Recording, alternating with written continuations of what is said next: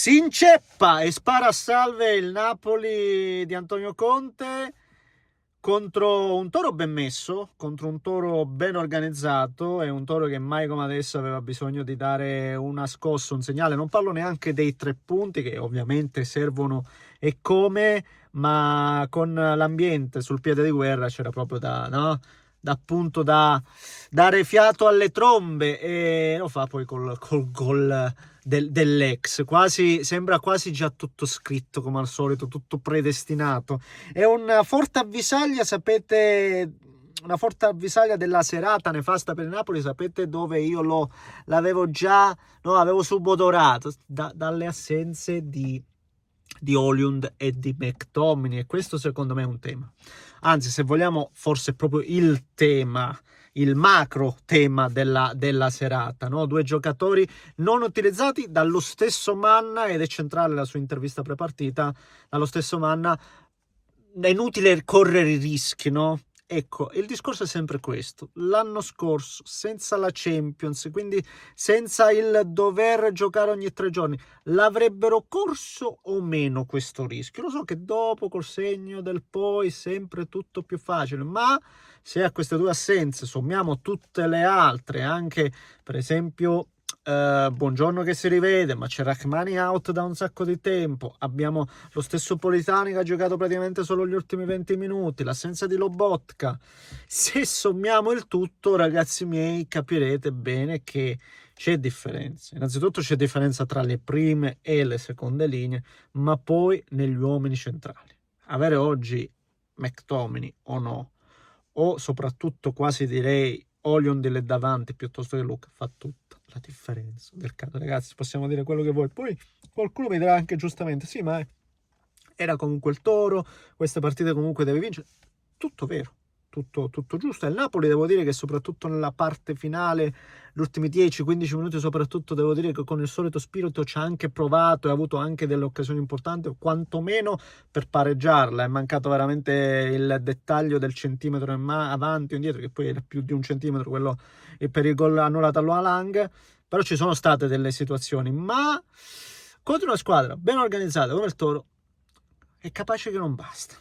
E quindi ritorniamo al macro tema, no? L'assenza di questi giocatori, il preservarli, quanto fa la differenza in una stagione? Quanto può, no, pendere da un lato o dall'altro della bilancia? Questa è la domanda. Ne parliamo, e cosa lo facciamo prima? Come al solito vi invito a spolliciare per il solito algoritmo che sta sempre lì, no? A sondare il terreno. Se volete iscrivetevi per seguire i prossimi contenuti. E a proposito dei prossimi contenuti, ci vediamo tra poco nel post di Roma Inter, ovviamente sperando di rimanere calmi e cheti, un po' come lo sono adesso, ma vedremo. Vi avviso anche che domani live reaction sia di Toro Napoli, come al solito ci accaniamo io e il socio, no? E vi farò vedere lo stuzzicato, ma ci siamo stuzzicati a vicenda e ci stuzzicheremo anche adesso noi in Roma Inter, per cui vi aspetto domani, quindi iscrivetevi se non l'avete fatto, attivando anche la campanella su Facebook, ovunque potete fare quello che vi pare, trovate tutto in descrizione. Grazie. Allora, sì, in realtà, soprattutto nel primo tempo, io ho visto un Toro che aveva più, non voglio dire più motivazione, non voglio ricondurre tutto a quello, però lo vedevo una squadra, no, più centrata oggi, un Napoli un po' più, non dico leggero assolutamente, però meno sciolto, no? Meno sciolto, squadra più lenta, squadra più impacciata, sia dovuta alle assenze, secondo me sia dovuta al fatto che ti mancano appunto dei punti cardini, ma ragazzi, io non voglio ripetere sempre le stesse cose, perché poi siamo lì a fare un copia e incolla però non è che possiamo, non è né che posso né voglio plasmare il mio pensiero, che è sempre quello.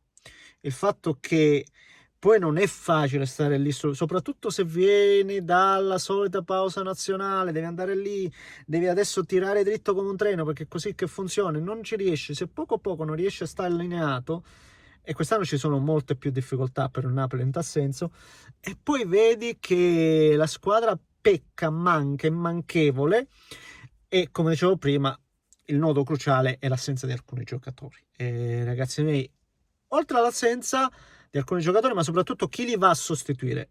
Se pensiamo, e oggi penso che ancora ancora una volta molto clamoroso lo stacco netto che c'è tra Oljund e Luke, ragazzi. Scusate se questo quasi onestamente il tema principale, perché ragazzi, Luke anche oggi, e io pensavo fosse più avanti, è vero, l'abbiamo visto fin da subito, ha avuto delle difficoltà, lo stesso Conte ogni volta che ne parla lo fa sia per alleggerirlo, ma anche spiega chiaramente che è un giocatore che era stato preso innanzitutto per crescere insieme a Lukaku. Oggi praticamente Oljund è nettamente davanti e lui sta lì un po', no, a dover fare da, come posso dire, no, da